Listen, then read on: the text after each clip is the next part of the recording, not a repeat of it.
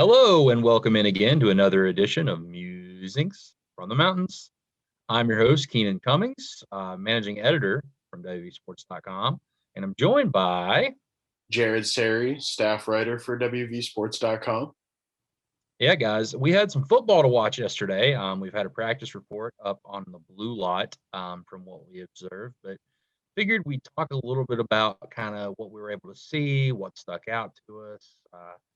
Some of the meat and potatoes of really what we were able to observe. And I do appreciate the fact that we are allowed to watch some of these practices right now because obviously still in the midst of a pandemic. So it's pretty great that we're able to get to the stadium and actually watch some football. And there was some football to be played. Pads were on. We saw some full 11 on 11. It was pretty exciting. My takeaway is first thing I noticed when I walked out there was Garrett Green was not wearing a yellow jersey. For those of you that are not familiar, yellow means you can't be hit. Green means you're limited. Red means you're not practicing for the most part. Blue, white is pretty much your standard offensive defensive jerseys. But Garrett Green was in a white jersey, ready to play some football, and he did. The thing that stood out to me is, I cover recruiting, so I already was aware he was an athletic guy. But watching him in person, he's got a different gear when he runs. I mean, he clearly looks like a different type of athlete compared to those in the quarterback room. Had two phenomenal runs yesterday. One when he kind of just made it himself. Looked like a little draw type play. I was able to find a seam, hit it, got down the field, dodged a guy, looked really impressive, and then kind of scooted out of bounds. A lot of fans have been asking for that dynamic dual threat guy, and if Green can figure it out, in terms of throwing it and reining some of that, I don't want to call it wackiness, but his ability to ad lib in a little bit, he could be that guy. Maybe not this year. I do think it's important to note that while I was very impressed with Green, Jared Dagey looked good in his own right. I thought he threw the ball well. He was consistent. Hit a downfield throw, which really in any 11 on 11 situation we had not seen him do yet, at least to my knowledge. Connected on a deep pass to Bryce Ford Wheaton. He put the ball in a good spot, and Ford Wheaton made the adjustment and caught the ball. What was your takeaway, from the quarterbacks, Jared? What did you notice?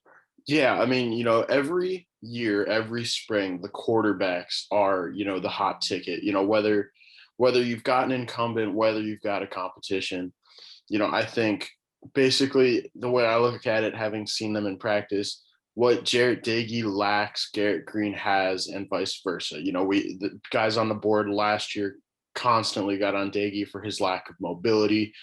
And then we saw Green in practice yesterday break off these enormous, incredible long runs. I remember watching Green. He threw a couple deep balls out of bounds. He threw a couple passes really out of bounds the past couple practices. Doege is still more consistent there. So I mean, right now, I mean, it's still early. I think Doege is still clearly the leader in that clubhouse. I think, obviously Neil Brown and the coaching staff know a lot more. They see much more of practice, but I see this getting closer than a lot of people realize right now. And I mean, again, it is still spring, but it really just depends what kind of offense they would like to be running in the fall, because you've got two guys who are fairly different players, but regardless, I do trust the process. I have faith that whoever Neil Brown will put out there for week one will be a solid quarterback to start the season. Spoiler alert, I have Green playing this year. Not necessarily be the starter. I think that's kind of up in the air at this point, but I do think West Virginia is going to use some of the packages that they had for him last year and simply just really never used outside of a snap against Iowa State. I think he's too athletic. And I'm kind of pigeonholing these guys in a sense. I want to give credit where credit is due. Garrett Green made a few very impressive throws yesterday, too. He had that corner fade to Sam James, which was a good throw. He also had a pinpoint drop in to Isaiah Isdale, and he just couldn't catch the football in a 4th and short situation. And then Jarret Doege, he probably ran for more yards on one play, on kind of a bootleg type deal than I think he ran for all of last season. So I do think the one thing I've noticed with Jarret Doege, and Brown talked about that when I asked him about it yesterday, is he is moving better in the pocket. He's not going to be confused for Lamar Jackson, but he doesn't have to be. But he's got to be more effective with his feet. and kind of manipulating the pocket a little bit to buy some time. And I have been impressed there. I don't think that, you know, this is a slam dunk. This is Jarret Doege's job. This is a slam dunk that this is Garrett Green's job. I do think Jarret Doege's the favorite based off what I've seen. I think he's the most consistent. Long term, I think West Virginia might have something in Green if he can reel in, some of the things I talked about earlier, and play a little bit more under control. Set his feet more because he has a great arm. The guy was an Elite 11 quarterback for a reason. So I'm interested to see what happens there moving forward.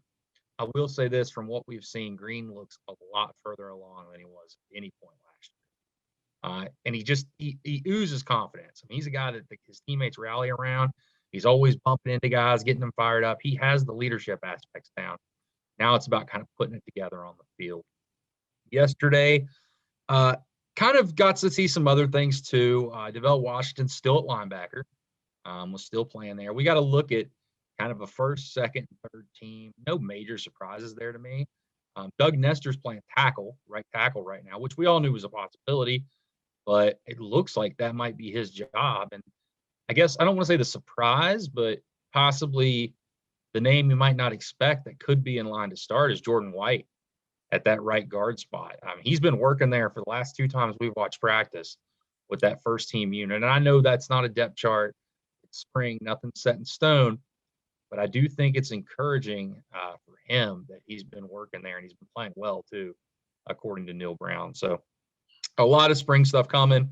We'll have a lot of stuff on the site as well, in the next coming days, weeks, as we kind of wind spring down with the spring game this weekend. It'll be over at Miles Puskar Stadium, and we'll be there. We'll be there covering it. Not only a big day for spring practice yesterday, huge day for recruiting. West Virginia added 2 commitments on 2 different levels at the same position. Was able to add Charles Woods. They needed to find at least 1, probably 2 cornerbacks that are going to help that room. They had 4 scholarship guys. Well, they found 1. And not only did they find 1, they found an FCS honorable mention All-American. Now, I know that's not FBS, it's not Power 5, but as you've seen with Alonzo Adai, that can translate pretty well. And I think Woods was a very good player. You look at his numbers, phenomenal in coverage. The guy has actually intercepted more passes than he's allowed for touchdowns in his career. So that's a good mark. I think 6 to 3 is the total. So very good player. You look at his numbers, his coverage is fantastic. He's a solid tackler. Pretty lengthy, 6'1", 175. Really picked up steam. Committed to SMU. He's a Dallas native, and people thought his recruitment was over. But in the last couple of days, when it seemed apparent he was at least exploring options, West Virginia offered, Minnesota offered, Kansas offered, schools like Texas Tech, Mississippi State, a bunch of schools were getting involved, and West Virginia was able to seal that thing up. And really a guy that has 2 years left, which I think is critical. He can come in, challenge for a starting job. I'm not sure if you just slot him with the way Jackie Matthews has played, but challenge for a starting job, and at worst give West Virginia a really, really good third corner.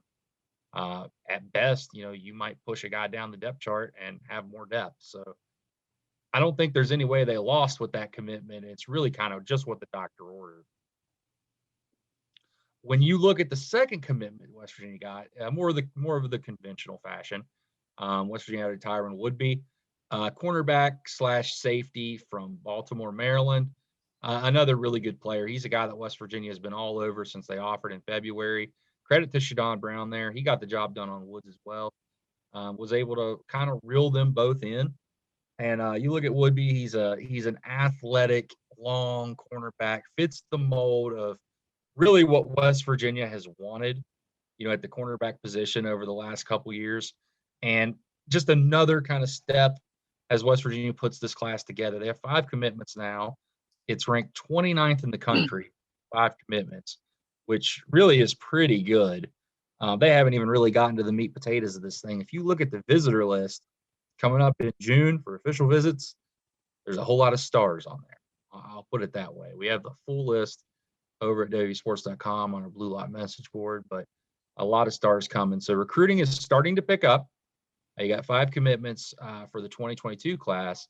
You have 3 spots held over from 2021. So West Virginia can still add 3 more guys possibly more if they want a blue shirt, getting alternative measures, but 3 guys. I think it's safe to say one of those is gonna be a linebacker. One of those is probably gonna be another defensive back, and then you have a wild card. Kind of fill whatever position you need. My personal opinion, I think they probably need to go get a nose guard, a nose tackle, a bigger body inside, but that's up to them. I don't make those decisions. But a lot of things moving, a lot of things happening, and really, we're gonna be bringing it to you. We'll have updates from what's going on the recruiting front, as well as the football team and hoops roster movement, which is continuing to happen. We should have some. I don't want to say decisions, but at least some inklings of what's going to happen with NBA choices and recruiting and everything that comes together, put together this team in the next couple of weeks. So, thank you for tuning in again. This has been another fun-filled edition of Musings from the Mountains.